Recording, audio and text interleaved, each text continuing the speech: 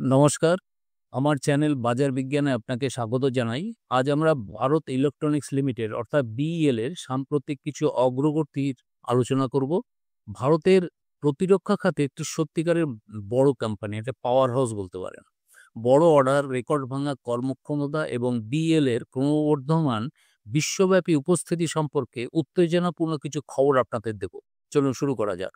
BEL পুরোদমে কিন্তু এগিয়ে চলেছে। তারা সম্প্রতি ম্যাসিভ অর্ডার প্রকিউর করেছে, যা ভারতের প্রতিরক্ষা খাতে তাদের অবস্থানকে আরও শক্তিশালী করেছে। প্রথমত, ভারতীয় বিমান বাহিনীর MI-17 V5 হেলিকপ্টারের জন্য ইলেকট্রনিক ওয়্যারফেয়ার স্যুটের জন্য প্রতিরক্ষা মন্ত্রক থেকে 2,210 কোটি টাকার একটি বিশাল অর্ডার পেয়েছে।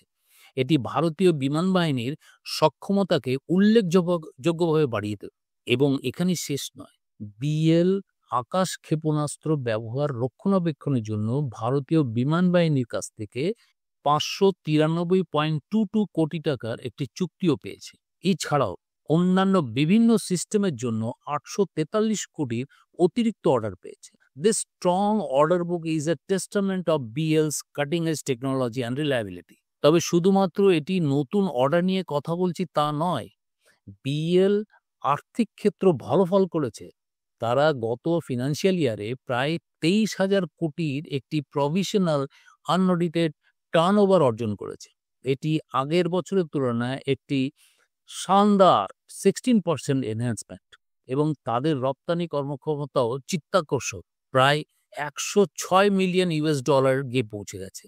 এটি দেখায় যে বিএল শুধুমাত্র ভারতের প্রতিরক্ষা চাহিদা পূরণ করছে তা নয়, বরং বিশ্ববাজারে নিজের স্থান করে নিচ্ছে। এই নতুন অর্ডারগুলির সাথে বিএল এর টোটাল অর্ডার বুক এখন প্রায় 71,650 কোটিতে দাঁড়িয়েছে, যার মধ্যে উল্লেখযোগ্য এক্সপোর্ট অর্ডারসও রয়েছে। This provides excellent revenue visibility for the coming years. Speaking about the collaboration, ইসরায়েলের সাথে বিএল এর একটি কোলাবোরেশন হয়েছে। ইসরায়েলে এরোস্পেস ইন্ডাস্ট্রির সাথে একটি স্ট্র্যাটেজিক জয়েন্ট ভেঞ্চার গঠন করেছে, যার নাম বিইএল আইএআই এরো সিস্টেম প্রাইভেট লিমিটেড। এই পার্টনারশিপ সম্ভবত আরও উন্নত এবং অত্যাধুনিক প্রতিরক্ষা প্রযুক্তির উন্নয়নের নেতৃত্ব দেবে। Now let's talk about the stock market. BL এর স্টক সাম্প্রতিককালে এই অর্ডার অ্যানাউন্সমেন্ট এবং ওভারঅল মার্কেট কন্ডিশনের দ্বারা প্রভাবিত হয়ে কিছু ইন্টারেস্টিং মুভমেন্টস দেখাতে পেরেছে। কিছু ভলাটিলিটি থাকলেও অনেক বিশ্লেষক কিন্তু এই বিএল এর ভবিষ্যৎ সম্ভাবনা সম্পর্কে বেশ আশাবাদী। তারা একে বাই রেটিং দিচ্ছে। অবশ্যই মনে রাখবেন, আমি শুধুমাত্র তথ্য দিচ্ছি, কোনো ফিনান্সিয়াল অ্যাডভাইস দিচ্ছি না। Always do your own research before investing. Bharat electronics limited ভারতের ডিফেন্স ক্যাপাবিলিটি জোরদার করতে এবং এর ইকোনমিক গ্রোথে একটি গুরুত্বপূর্ণ ভূমিকা পালন করেছে। অত্যাধুনিক রাডার সিস্টেম থেকে শুরু করে উন্নত যোগাযোগ প্রযুক্তি পর্যন্ত বেলের অবদান কিন্তু বিশাল। দেশীয় উন্নয়ন এবং তাদের গ্লোবাল রিচ প্রসারিত করার উপর তাদের মনোযোগ সত্যি প্রশংসার যোগ্য। যেহেতু ভারত প্রতিরক্ষা ক্ষেত্রে স্বনির্ভরতার উপর জোর দেওয়া অব্যাহত রেখেছে, তাই বিএল আগামী বছরগুলিতে আরও বড় ভূমিকা পালন করতে প্রস্তুত। চলুন এবার আমরা টেকনিক্যাল অ্যানালিসিস দিকে এগিয়ে যাই। এবারে টেকনিক্যাল অ্যানালিসিস যেটা আমি করব সেটা based on Eliot web principles অথবা ওয়েব থিওরি, যাই বলুন না কেন। যেহেতু ওয়েব থিওরি কথাটার মধ্যে ওয়েব কথাটি উল্লেখ আছে, তার মানে এর ভিতরে কিন্তু ওয়েবকে নিয়েই আমার যত অ্যানালিসিস। তো ওয়েবগুলো কেন সৃষ্টি হয়? যে মার্কেটের মধ্যে ট্রেডার্স এবং ইনভেস্টার্সরা তাদের মধ্যে একটা সেন্টিমেন্ট প্লে করে বিভিন্ন রকম নিউজ বা বিভিন্ন রকম ইভেন্টসের জন্য। এই সেন্টিমেন্টের দরুন কিন্তু তারা স্টক কেনে এবং বিক্রি করে। এই যে বাই এবং সেল হয় মার্কেটে, তার জন্যই কিন্তু ওয়েবগুলো সৃষ্টি হয়। এবং ইলিয়েট ওয়েব থিওরিতে যেই ওয়েবগুলোকে যদি সঠিক আইডেন্টিফাই করতে পারা যায়, তাহলে বলে দেওয়া যায় যে পরবর্তী ওয়েব কি তৈরি হবে এবং সেই ওয়েবই বলে দেবে যে স্টকটি কোন দিকে যাবে। এটাই কিন্তু প্রমাণিত। যেমন ধরুন, আপনাকে ইলিয়েট ওয়েব থিওরি সম্বন্ধে, যেটা এর আগেও বলেছি তবুও আবার বলে রাখি, তাতে আপনাদের সুবিধা হবে বুঝতে। ধরুন কোনো ওয়েব এইভাবে তৈরি হয়। একটা ওয়েব কোনো একটা স্টকের মধ্যে যখন ওয়েব তৈরি হয়, তখন ওয়েবগুলি এই 5টি তরঙ্গ তৈরি করে একটা পার্টিকুলার ডিরেকশনে যায়। ধরুন এখানে হচ্ছে বুলিশ ওয়েব, তাহলে এই 5 খানি ওয়েভ তৈরি হওয়ার পরে নেক্সট মুভমেন্ট কি হচ্ছে? একটা বেয়ারিশ তৈরি করে। সেটা কি কটা ওয়েভ দিয়ে? 3 ওয়েভস দিয়ে কিন্তু একটা বেয়ারিশ ওয়েভ তৈরি হয়। তার মানে এই যে টোটাল মুভমেন্টটা হলো একে রিট্রেস করে হচ্ছে এই ৩ টি ওয়েভ। বুঝতে পেরেছেন তো? তার মানে এটা ব্যালেন্স হলো। রেট বাড়লো, রেট তারপর পড়ে গিয়ে এটা আবার একটা স্থিতিশীল জায়গায় এলো। তারপরে আবার কিন্তু এখানে ৫ খানি ওয়েভ তৈরি হবে। আবার দেখুন এই যে ৫ খানি ওয়েভ তৈরি হচ্ছে এর প্রত্যেকটি first wave, third and fifth wave এই প্রত্যেকটাই কিন্তু আবার ৫ খানি তরঙ্গ দিয়ে তৈরি হবে। ইন্টারনাল আছে ৫ টি তরঙ্গ দিয়ে তৈরি হয়। কারণ এটা আমি একটা যদি হায়ার টাইম ফ্রেমে যদি আপনি ফার্স্ট ওয়েভ দেখেন তাহলে লোয়ার টাইম ফ্রেমে দেখবেন এই ফার্স্ট ওয়েভের ভেতরে কিন্তু ৫ খানি তরঙ্গ রয়েছে। যেমন ধরুন এইভাবে দেখানো যায়। এই ৫ খানি তরঙ্গ। আবার সেই এই যে সেকেন্ড ওয়েভ আছে এটা কারেক্টিভ ওয়েভ এটা কি হয়? এটা আবার ৩ খানি তরঙ্গ দিয়ে তৈরি হয়।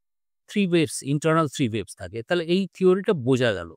এবার আমি আসছি যে একে আমি চলে যাচ্ছি বার চার্টে এবং মান্থলি চার্টে। মান্থলি চার্টে গিয়ে আমি করলাম কি এই ওয়েভগুলোকে আইডেন্টিফাই করে মার্কিং করলাম। তাতে দেখুন কি দাঁড়াচ্ছে? দাঁড়াচ্ছে এরকম যে আমি যদি ওয়েভগুলিকে যখন মার্কিং করছি তখন আমি বলে দিতে পারছি যে ফার্স্ট ওয়েভ হচ্ছে এইটা red, second and red, third wave হচ্ছে উপরের দিকে গেছে। এই থার্ড ওয়েভ রয়েছে।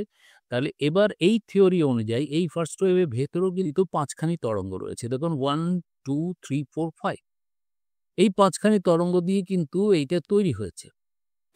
ফিফথ ওয়েভ কোথায় দাঁড়াচ্ছে? ফিফথ ওয়েভের মেজারমেন্ট যদি করি এই থার্ড ওয়েভ থেকে ফিফথ ওয়েভ করলে পরে দেখবেন ফিফথ ওয়েভ হচ্ছে একটা এক্সটেন্ডেড 78.6% এ দাঁড়িয়েছে। দ্যাট মিনস একটা এক্সটেন্ডেড ফিফথ ওয়েভ তৈরি হওয়ার দরুন শার্প নেমে গেছে। যে রিট্রেসমেন্টটা হচ্ছে খুব শার্প হচ্ছে, স্ট্রেট নিচে নেমে গেছে। এক্সটেন্ডেড হলে পরেই সেটা হবে। তাহলে এবার আপনার এখানে দেখে নিতে পেরেছেন যে ফার্স্ট ওয়েভ রেড ফার্স্ট ওয়েভটা অলরেডি 5 সাবওয়েভস দিয়ে তৈরি হয়েছে। তাহলে এবার রেড যে থার্ড ওয়েভ হয়েছে তার ভেতরেও আমাকে ওয়েভসগুলোকে বের করতে হবে। যদি এই ওয়েভসগুলোকে সাজানো যায় তাহলে আমি দেখতে পাবো যে এই ওয়েভসগুলো এইভাবে হবে। এই ব্লু কালার দিয়ে আমি দেখালাম। এটা first, second, third, fourth and fifth. এখান থেকে দেখুন আমি আগে বলেছিলাম না যদি ওয়েভ আইডেন্টিফাই করতে পারি তাহলে পরবর্তী ওয়েভ কি হবে আমি সহজে বলতে পারবো। তাহলে এখানে আমি ফোর্থ ওয়েভ পর্যন্ত আইডেন্টিফাই করেছি। এই জন্য ফিফথ ওয়েভ যে স্ট্রেট উপরের দিকে যাবে এটা বলা যায়। কিন্তু এত সহজেই বলা যাবে না। কারণ আমাকে জানতে হবে যে এই জায়গাতে আমি কি করতে পেরেছি, কি হয়ে আছে। ফোর্থ ওয়েভ কি কমপ্লিট হয়ে গেছে? না অর্ধেক হয়েছে? যতক্ষণ না বলতে পারবো ততক্ষণ কিন্তু সঠিকভাবে আমি প্রেডিকশন করতে পারবো না। তো চলুন ১ম এ দেখে নিই এই যে ব্লু ফার্স্ট ওয়েভ তৈরি হয়েছে এর ভেতরে কিন্তু স্মল ইনার 5 ওয়েভস আছে কি নেই।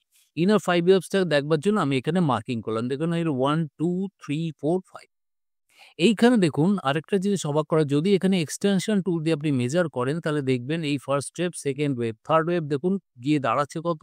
261.8%। এই 261.8% এর উপরে যদি আমি থার্ড ওয়েভকে মেজার করি তাহলে ফিফথ ওয়েভের কোথায় আসবে দেখুন ফিফথ ওয়েভ চলে যাচ্ছে কোথায়? একদম দেখুন 61.8% পারফেক্ট ফিফথ ওয়েভ। এইজন্য দেখবেন যেহেতু নরমাল ফিফথ ওয়েভ হয়েছে সেকেন্ড ওয়েভে খুব শ্যালো নেমেছে, খুব একটা ডিপ হয়নি। এটা নরমাল হয়েছে। নরমাল সেকেন্ড ওয়েভ হয়েছে। তাহলে আমি বলতে পারি যে এই যে দেখুন এটা ফার্স্ট ওয়েভ, এটা সেকেন্ড ওয়েভ ব্লু। এটা হলো থার্ড ওয়েভ। এবার আমরা আসছি যে এই ফোর্থ ওয়েভের জায়গাটাতে কি হয়েছে? এই ফোর্থ ওয়েভ যদি আমি সঠিকভাবে বিশ্লেষণ করতে পারি তাহলেই আমি বলতে পারবো থার্ড ওয়েভে আমার মুভমেন্ট এন্ট্রি পয়েন্ট এসছে কিনা, এন্ট্রি মুভমেন্ট এসছে কিনা এটা জানতে পারবো। তাহলে আমি যদি ধরুন ডে চার্টে যাই, ডে চার্টে গিয়ে যদি একটু বড় করে দিই তাহলে দেখতে সুবিধা হবে। এখানে আমাকে দেখতে হবে যে আমি দুটো ভাবে দেখব। ১ম যেটা দেখব সেটা ভেবে নেব যে ফোর্থ ওয়েভ একটা ট্রায়াঙ্গেল তৈরি করছে। ট্রায়াঙ্গেলটা কিরকম? ট্রায়াঙ্গেলটা আমি দুটো ট্রেন লাইন যদি ড্র করি তার মধ্যে যদি 1, 2, 3, 4, 5 করি তাহলে দেখুন এটা একটা ট্রায়াঙ্গেল। 1 এই এটা ৫ খানা ওয়েভ দিয়ে একটা ট্রায়াঙ্গেল তৈরি হয়। তাহলে 1, 2, 3, 4 অ্যান্ড 5 এই মুহূর্তে তাহলে আমি বলতে পারবো যে স্টকটি কিন্তু এইভাবে মুভ হবে। কারণ পরবর্তী ওয়েভ এটা ফিফথ ওয়েভ প্রত্যেকটি লেগ ৩ টে ওয়েভ দিয়ে তৈরি হয়, 3 ওয়েভস। দ্যাট মিনস এটা ফোর্থ ওয়েভ হয়ে গেছে 1, 2, 3 that is A, B, C দিয়ে ফিফথ ওয়েভ হয়ে তারপর উপরের দিকে এটা ব্লু ফিফথ ওয়েভ তৈরি করবে। এখানে ব্লু ফোর্থ ওয়েভ কমপ্লিট হবে, এই জায়গাটায় ব্লু ফোর্থ ওয়েভ কমপ্লিট হবে হয়ে আপনার ব্লু ফিফথ ওয়েভ তৈরি হবে। এটা গেল ফার্স্ট অপশন। আমি এই অপশনটা নাও হতে পারে। তাহলে কি হবে? আসুন সেকেন্ড অপশনের কথাও ভেবে নেওয়া যাক। এই সেকেন্ড অপশনে আমি এগুলো সরিয়ে দিলাম। আমি ভেবে নিলাম যে এইটা কিন্তু 3 ওয়েভসে ABC 4th ওয়েভ তৈরি করেছে। এটা কারেক্টিভ ওয়েভ। কারেক্টিভ ওয়েভ হওয়ার জন্য ৩ টে ওয়েভ হবে। দ্যাট মিনস এখানে ৩ টে ওয়েভ হয়েছে, এখানে 4th ওয়েভ কমপ্লিট হয়ে গেল।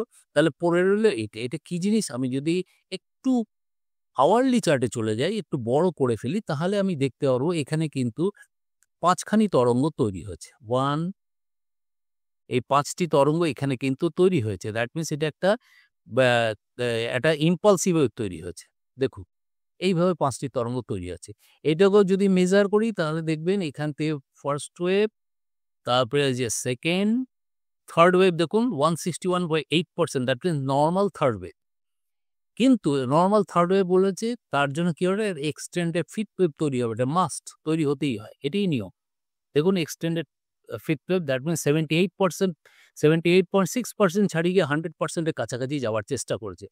এবং যখনই আপনি দেখবেন এক্সটেন্ডেড ফিফথ ওয়েভ হবে তো শার্প একটা রিট্রেসমেন্ট আছে। দেখেছেন? স্ট্রেট নিচে নেমে এসে গিয়ে এই যে ফার্স্ট ওয়েভের লেভেলে কিন্তু চলে এসছে।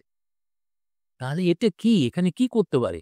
এখানে দেখুন আমি যেটা মনে করছি এখানে কিন্তু যদি ফিফথ ওয়েভ তৈরি হয়ে গিয়ে এটা কারেক্টিভ হয় তাহলে এটা ফার্স্ট ওয়েভ, সেকেন্ড ওয়েভ, এদিকে থার্ড ওয়েভ তৈরি হবে। এই ভেতরেই। মানে ব্লু ফিফথ ওয়েভের ভেতরকার সাবওয়েভস গুলো তৈরি হচ্ছে। এটাকে কি ধরা হচ্ছে? এটাকেও কিন্তু একটা ইম্পালসিভ ওয়েভ আছে। দেখুন এখানে 1, 2, 3, 4, 5 তাহলে কিভাবে মুভমেন্টটা হবে? আমি যেটা মনে করছি সেই মুভমেন্টটা এখন কিছুক্ষণের মধ্যে এরকম হতে পারে। এইভাবে নামবে, নেবে, এই যাবে। ঠিক আছে? এই হবে মুভমেন্টটা।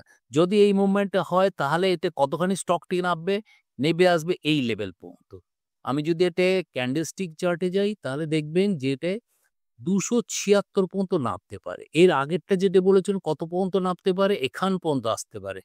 তাহলে এবার যদি এটা একটু ছোট করে নেওয়া যায় তাহলে বলতে পারবো আমরা যে এই স্টকটি দুটো সময় একটা ২২৯ লেভেল পর্যন্ত আসতে পারে, ২৭৬ লেভেল পর্যন্ত আসতে পারে।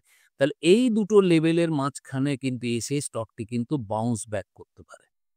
তার মানে আমার একটা ধারণা তৈরি হয়ে গেল যে এখানে যদি আপনার ট্রায়াঙ্গেল হয় তাহলে ফিফথ ওয়েভ নেমে আসবে এই জায়গা পর্যন্ত, এই ২৩০ এর লেভেল, ২২৯ এর লেভেল পর্যন্ত। আর যদি এতে ইম্পালসিভ ওয়েভ হিসাবে দেখা যায় তাহলে এটা নেমে আসবে ২৭৭। যেখানেই নামুক না কেন ওকে নামতে হবে। নেবে তারপরে বাউন্স করে উপরের দিকে উঠবে। তাহলে এই ধরনের অ্যানালিসিসই কিন্তু ইলিয়েট ওয়েভ মাধ্যম দিয়ে করা যেতে পারে। এইটুকুনি যে অ্যানালিসিস করলাম, আপনি যদি মনে করেন যে এরকম অ্যানালিসিস আপনি আরো দেখতে চান তাহলে অবশ্যই কমেন্ট করুন। যদি ভালো লাগে তাহলে এটা লাইক করুন, শেয়ার করুন, সাবস্ক্রাইব করুন। অ্যানালিসিস দেখবার জন্য অশেষ ধন্যবাদ। Thank you so much.